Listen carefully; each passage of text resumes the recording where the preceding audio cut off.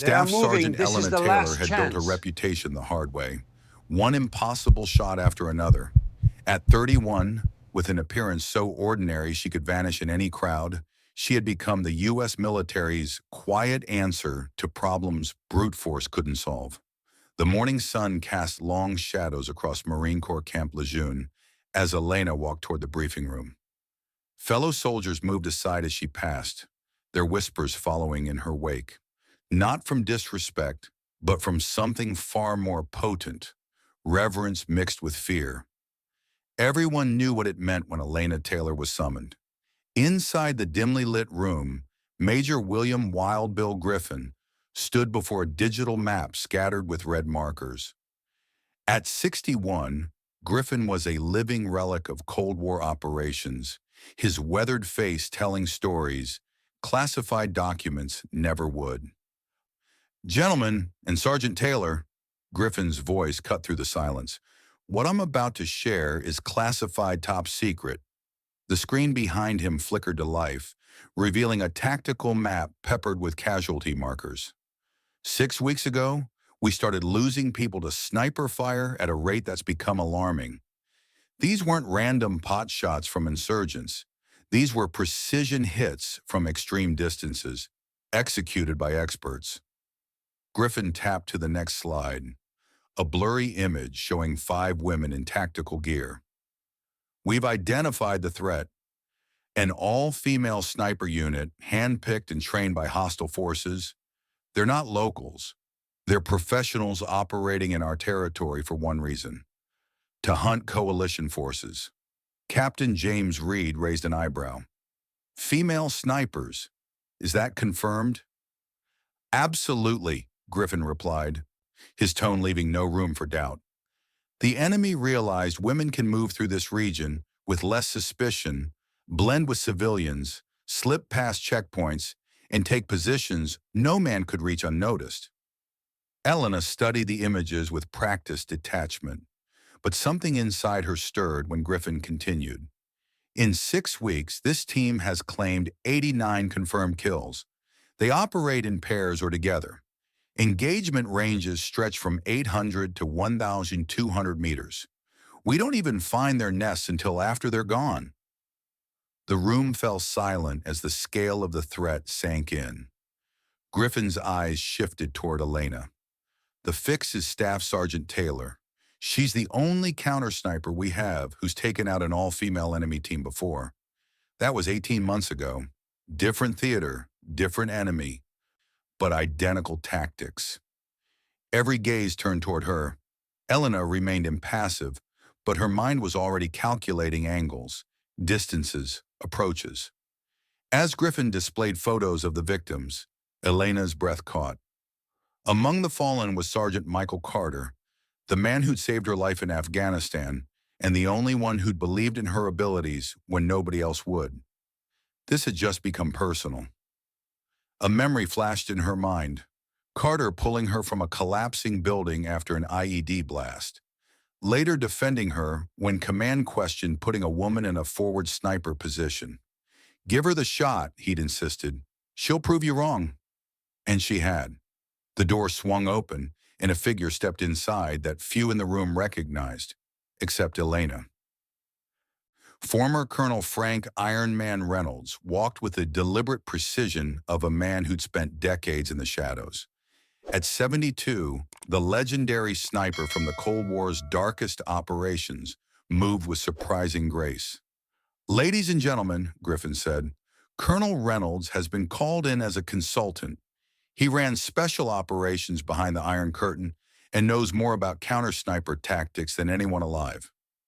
Reynolds nodded toward Elena, a ghost of a smile crossing his weathered face. Years ago, when no one would train a woman for long-range elimination, Reynolds had seen her potential and shaped her into the military's deadliest asset. The team is led by a woman they call Phoenix, Reynolds explained, pointing to a figure in the surveillance photos. 34 years old, prefers extreme range engagements, 900 to 1,200 meters. She's credited with at least 25 kills personally. He continued methodically. Then we have Shadow, 29, medium distance specialist, 600 to 800 meters, prefers moving targets.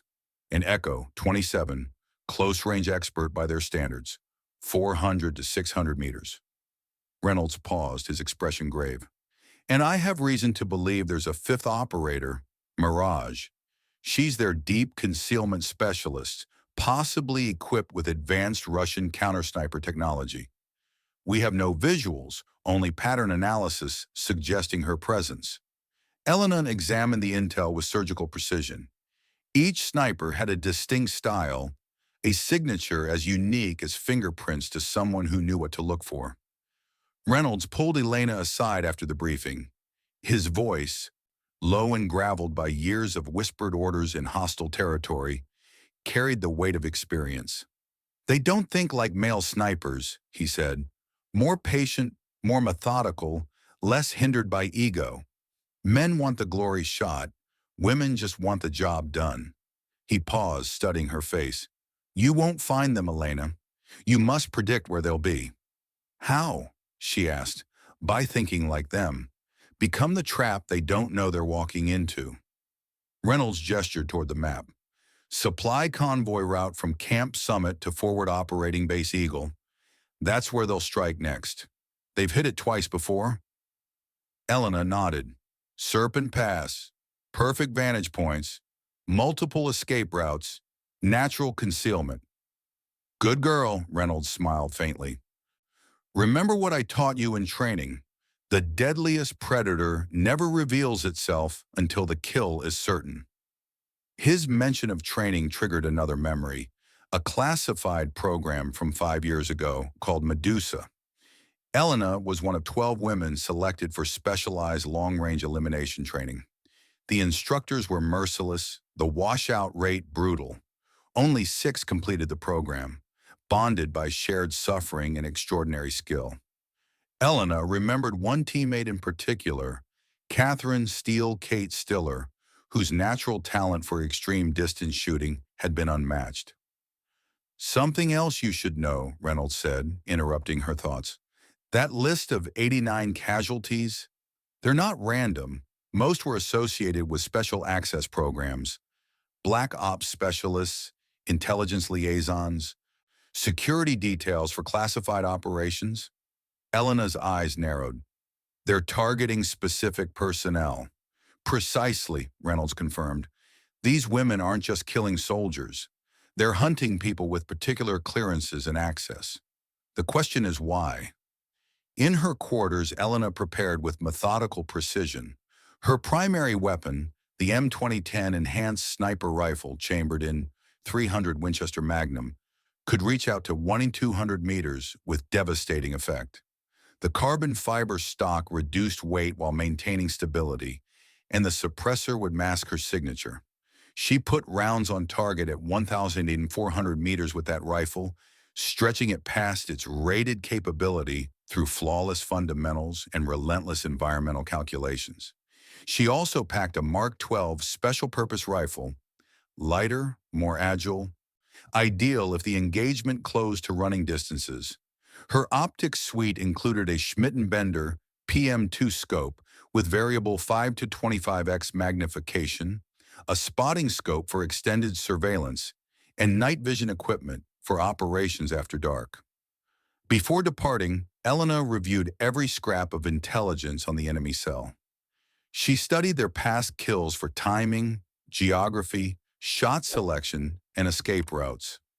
She sketched psychological profiles for each shooter based on their firing patterns, not just where they shot from, but how they chose their targets. Don't forget, Reynolds said as she prepared to depart, the best hunter is never motivated by emotion. That's why these women are dangerous. They have nothing to prove, no ego to stroke. Elena looked at him, her eyes hardening. I'm not hunting for revenge. The hell you're not, Reynolds replied. I saw your face when Carter's photo came up. Just remember, vengeance makes you predictable, and predictable gets you killed. 36 hours before the next convoy was scheduled to pass through Serpent Pass, Elena was already in position on the northern ridge. She constructed a hide that would be invisible to aerial and ground observation, combining natural features with her ghillie suit's advanced camouflage. She established 3 observation positions using the triangle of fire technique Reynolds had taught her: primary, secondary, and emergency fallback. Each offered different angles on the valley below where the convoy would pass. As darkness fell on the first night, Elena remained motionless in her hide, scanning the opposite ridge through night vision. Patience was her weapon now, the ability to remain perfectly still for hours, even days, separating the professional from the amateur. In the pre-dawn light of the second day, movement caught her eye through her scope. 2 figures moving with practiced efficiency along the opposite ridge, approximately 800 meters from her position. They wore local clothing over tactical gear, carrying what appeared to be Dragunov SVDM rifles with PSO-1 scopes. Something felt wrong. They were setting up too obviously for professionals of their caliber. Elena expanded her search grid, methodically scanning wider areas using the sweep net technique taught to Navy SEALs. There, 100 meters out, nearly at the limit of reliable observation, subtle movement betrayed a second position. 2 more snipers establishing an overwatch position. The picture crystallized in Elena's mind. The obvious pair were decoys, positioned to bait coalition counter-snipers into returning fire. The real kill team waited in overwatch, ready to eliminate anyone who engaged the decoys. It was clever, professional work, exactly the kind of tactic that had kept this crew alive and lethal for 6 weeks. Through her thermal imaging, Elena detected a third position she hadn't anticipated: a lone figure, perfectly concealed except for the faintest heat signature, watched from a flank position. Phoenix, running a sophisticated counter-sniper operation. The convoy approached below. Elena made her decision. The Overwatch team was the primary threat. She calculated the shot parameters meticulously: range 100 meters, wind speed 7 mph from the west, temperature 78 degrees, air pressure 29.92 in Hg, humidity 60%. She even factored in the Coriolis effect, the rotation of the Earth influencing the bullet's path at extreme distances. Taking a measured breath, Elena squeezed the trigger. The M2010 barked once, its suppressor dampening the sound. Through her scope, she watched the first Overwatch sniper drop. Working the bolt with practiced efficiency, she acquired the second target and fired again. 2 down. The decoy team reacted instantly, abandoning their position and sprinting for cover. They moved with the disciplined urgency of professionals who realized they'd become the hunted. Elena didn't chase. Pursuing fleeing snipers was a rookie mistake that led to ambush. Instead, she observed their retreat pattern. Seasoned operators under fire don't panic. They execute rehearsed exfiltration procedures. By predicting those moves, she could intercept them at their rally point. She shadowed their movement parallel to their line, using her intimate knowledge of the terrain developed during her 42 hours of observation. 20 minutes of careful maneuvering placed her above a narrow canyon junction where multiple escape routes converged. From this new position, Elena waited. The sun climbed higher, casting harsh shadows that would challenge less experienced marksmen. For Elena, they were simply additional variables in her calculations. 15 minutes later, movement below caught her attention. The 2 decoy snipers picked their way through the canyon, weapons up, scanning for threats. They moved like veterans, checking corners, covering each other, practicing textbook small unit tactics. Elena acquired the lead target as she stepped into the junction. Range 450 meters, downhill angle, moderate cross wind. A straightforward shot compared to the 100-meter elimination that started the engagement. She squeezed the trigger. The lead sniper, Shadow, went down immediately. Her partner, Echo, reacted with startling speed, diving behind boulders and frantically searching for Elena's position. Echo was tucked in deep, weapon ready, scanning for any signature that would reveal Elena's location. This one was better, more cautious, tactically sharper. Elena could take the shot, but the risk of revealing her position was too high, so she waited. Patience had always been her greatest weapon. After 12 minutes of absolute stillness, Echo made her move. A fast, practiced dash toward a canyon exit leading to safety. She employed the ghost transition technique used by Israeli special forces, moving in an almost invisible pattern. Elena tracked her, leading the target slightly to account for movement, and fired. At 450 meters on a moving target in open ground, training made it routine. Echo collapsed mid-stride. 4 confirmed eliminations. Only Phoenix remained, and possibly Mirage, the 5th operator whose existence Reynolds had warned about. Elena's radio crackled to life. "Taylor, this is Camp Summit. We're monitoring your engagement. Confirm status." 4 enemy snipers neutralized, she reported. 1 remains active. Identity, Phoenix, team leader. Possible second operator. Call sign Mirage, unconfirmed. Copy. Support assets available on your call. Negative on support, Elena replied. Assets would compromise my position. I need her thinking she's hunting me, not the reverse. She searched the bodies, finding an unusual communications device. Russian encryption but Chinese components. Inside its memory, she discovered something unexpected. Details of an operation called Eagle Eye, targeting a high-level official scheduled to visit the region within 48 hours. This wasn't just about killing soldiers. It was an assassination operation disguised as random attacks. But something else caught her attention. A list of the 89 confirmed kills. They weren't just any military personnel.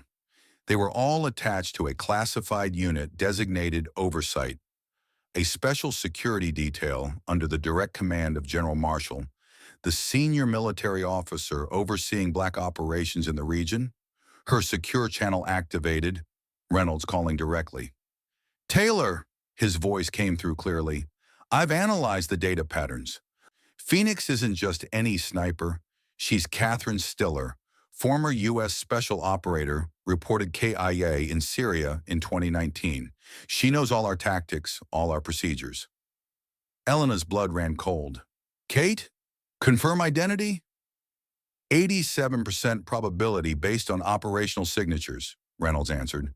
The shot grouping patterns, target selection priorities, approach vectors, it all matches Stiller's profile. The implications staggered Elena. She wasn't hunting an anonymous enemy. She was stalking a former teammate from Project Medusa, a woman she'd trained alongside, shared meals with, compared shot data with. "Frank," she whispered, using Reynolds' first name for the first time. "Kate was one of ours. Medusa program 5 years ago." "I know," Reynolds replied grimly. "She was captured in Syria during an unauthorized operation. They reported her dead, but intelligence suggested she was alive in enemy hands. Command made the decision to disavow her rather than risk exposure of the program." "Why would she target our people?" Elena pressed. "That's what you need to find out," Reynolds said. "Something bigger is happening here. These 89 targets weren't random. They were all part of General Marshall's personal security apparatus." Over the next 6 hours, Elena executed the most methodical hunt of her career. She moved slowly across the ridgeline, checking every position an expert might use, looking for the smallest sign of Phoenix. The sun was low when Elena found what she'd been tracking, fresh scuffing in the soil beside a rock outcropping with clear lines of sight to where she'd eliminated the other team members. Phoenix hadn't fled. She was studying Elena's methods, mapping her patterns, trying to reverse the hunt. Prey had become predator. Predator had become prey. Elena settled into a concealed position with overlapping sight lines and prepared for a long night. She expected Phoenix to move after dark, using night vision to gain advantage. At 0200 hours, Elena detected thermal movement approximately 700 meters out, sliding through terrain toward a position that would overlook Elena's area. Phoenix was doing exactly what Elena would do, flanking for a superior firing angle. Suddenly, a shot cracked the night, not from Phoenix's position, but from an unexpected third location. The bullet grazed Elena's shoulder, drawing blood but causing no serious injury. Mirage, the fifth sniper, had finally revealed herself. Elena moved quickly in the darkness, employing every counter-sniper technique Reynolds had drilled into her. She realized she'd fallen into Phoenix's trap. The thermal signature had been a decoy to draw her attention, while Mirage targeted her. Wounded but determined, Elena reassessed her strategy. Phoenix was playing a higher-level game than anticipated, using psychological warfare based on what she knew about American counter-sniper operations. Elena decided to change tactics. Instead of hunting, she would become the bait, but on her terms. She deliberately left subtle tracks that only someone trained in Medusa would recognize. A specific boot print pattern they'd been taught to identify friendlies in non-permissive environments. She established a kill zone, military terminology for an area meticulously prepared for ambush, using multiple camouflage techniques, including Cold War-era thermal deception methods Reynolds had taught her. Mirage appeared first, following the trail Elena had intentionally left. Through her scope, Elena observed that Mirage carried a VSS Vinderes, a specialized Russian silent sniper rifle, and wore advanced armor with thermal defeating properties. Elena waited until Mirage was fully exposed in the kill zone before taking her shot. The .300 Winchester Magnum round with its specialized Mk248 Mod 1 armor-piercing tip found its mark. 5 became 4, then 3, then 2, and now only Phoenix remained. As night deepened, Elena detected thermal movement at 700 meters. Phoenix was positioning herself to overlook Elena's last known location. Through her night vision optics, Elena watched Phoenix set up a shooting platform with textbook precision, exactly the way they'd been taught in Medusa. When Phoenix paused to scan with her optics, the shot presented itself. Range 680 meters, minimal wind, stable cold temperature, slight upward hold required. Elena hesitated for a split second as recognition flashed through her mind. The way Phoenix moved, the way she established her position, it was unmistakably Kate Stiller, her former teammate and friend. Reynolds' voice came through her earpiece. "If you don't take the shot, you'll die. That's the rule of this game." Elena squeezed the trigger, but deliberately aimed to wound rather than kill, enough to incapacitate Phoenix without being fatal. Through her scope, she watched the round impact Phoenix's shoulder, spinning her away from her rifle. Elena approached the wounded sniper with caution, keeping her rifle trained on Phoenix's position. "I knew you wouldn't shoot to kill," Phoenix said, her voice strained but composed. "Always too soft-hearted, Elena." "Why, Kate?" Elena demanded, using the woman's real name. 89 people. Many of them were Americans." Phoenix's laugh was bitter. "You don't understand what those 89 people were doing, Elena. Project Medusa never ended. After I was captured in Syria, they didn't come for me. They erased me." "Who's they?" Elena asked. "General Marshall," Phoenix spat the name. "He sold us out. Sold Medusa techniques, personnel files, everything to the highest bidders. Then he started eliminating witnesses, us." She handed Elena a small storage device. "This is why we're here, not to kill American soldiers. Those 89 casualties, they were all part of Marshall's kill teams, hunting down surviving Medusa operators before we could expose what he did." "The women I trained with?" Elena asked, horrified. 3 are confirmed dead, eliminated by Marshall's teams and reported as training accidents," Phoenix explained. "We were trying to stop them before they killed more of our sisters, and to prevent the assassination of Senator Williams, the only person investigating Marshall's black budget activities." Elena's world tilted on its axis. Everything she thought she knew about this mission was wrong. She wasn't stopping terrorists. She was eliminating the last defenders against a traitor at the heart of American military operations. Elena reported over the radio. Final target neutralized. Area secure. Excellent work, Taylor. Griffin's voice came back. Extraction inbound. A helicopter extracted her 40 minutes later. She carried proof of the operation's success, but had secretly helped Phoenix escape after treating her wound. Back at Camp Summit, Major Griffin congratulated her. 5 for 5 in 72 hours. That's the most effective counter-sniper operation we've seen. Captain Reed approached with newfound respect. Sergeant Taylor, I owe you an apology. I questioned whether one operator could handle this mission. Elena's face revealed nothing. Numbers don't decide these fights, she replied. 5 separate problems, 5 separate solutions.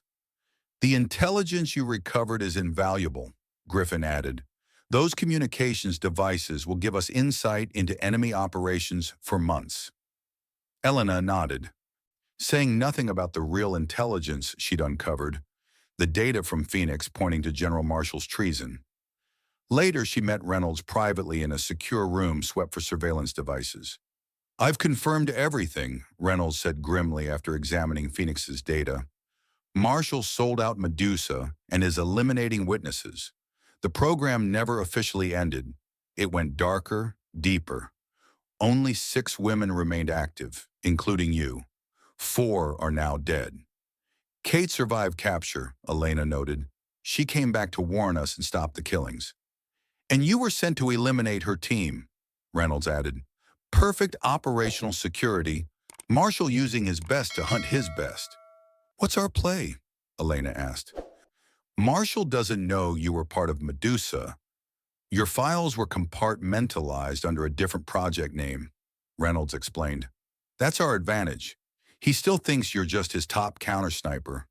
2 weeks from now, he's sending you after 3 male snipers with over 60 confirmed kills. His cleanup crew, Elena realized. Exactly, Reynolds confirmed. Those 3 men are his personal elimination team, the ones who killed your other Medusa teammates. They don't know they're being used as pawns. So I accept the mission, Elena nodded, understanding forming. Accept it, get close to Marshall, and find the evidence we need to bring him down, Reynolds instructed. I've already reached out to trusted contacts in military intelligence. They're ready to move once we have solid proof. And Kate, Elena asked. She's safe for now, Reynolds assured her. Phoenix is officially eliminated as far as Marshall knows. We'll keep it that way until we're ready to move. 2 weeks later, Griffin summoned Elena for the new mission. She accepted without hesitation, her mind already mapping out how she would bring down the real enemy. You're the only one we trust for this, Griffin told her. 3 enemy snipers, highly trained, responsible for 60-plus casualties. They've been operating with impunity because they're former special forces. They know our tactics. I'll find them, Elena promised, knowing exactly who these men really were. Marshall's death squad, who had eliminated her former teammates from Project Medusa. As she walked through the base, soldiers moved aside with respect bordering on awe. A young private asked his sergeant, "Who is she?" The sergeant watched her pass. "That's Taylor," he said. "She's who they call when snipers need killing." Elena shouldered her M2010, Phoenix's data device secured in her pocket, a new determination in her stride. The following day, she was introduced to General Marshall himself, a decorated officer with a distinguished career spanning 4 decades. His silver hair and confident bearing projected authority and trustworthiness. Only Elena could see the predator behind his smile. "Sergeant Taylor," Marshall greeted her, extending his hand. "I've heard remarkable things about your recent operation. 5 enemy snipers in 72 hours is unprecedented." "Just doing my job, sir," she replied, shaking his hand while maintaining eye contact. "Your next mission is critical to national security," Marshall continued. "These 3 operators have compromised numerous high-value assets. I'm overseeing this operation personally." "I'm honored, sir," Elena said, her face betraying nothing. We believe they'll hit a diplomatic convoy next Tuesday, Marshall explained. I want you in position 48 hours prior. Yes, sir, I won't let you down. As she left the briefing, Elena walked past Reynolds in a hallway. No acknowledgement passed between them, but both understood the game was now in motion. Marshall had built his reputation on loyalty and results, but beneath that veneer was a traitor who had sold out his own specialized female operatives, then systematically eliminated them to cover his tracks. He'd never expected one of his deadliest creations to turn back against him. Elena Taylor had been trained to be invisible, patient, and lethal. Now those skills would serve a different kind of justice. She would become the trap that Marshall never saw coming. In the shadowy world of long-distance death, the hunter and the hunted were about to change places once more.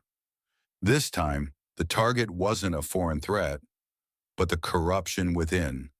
And Elena Taylor never missed her mark. Reynolds watched from a distance as Elena prepared for her next mission, murmuring to himself, "The real war has just begun."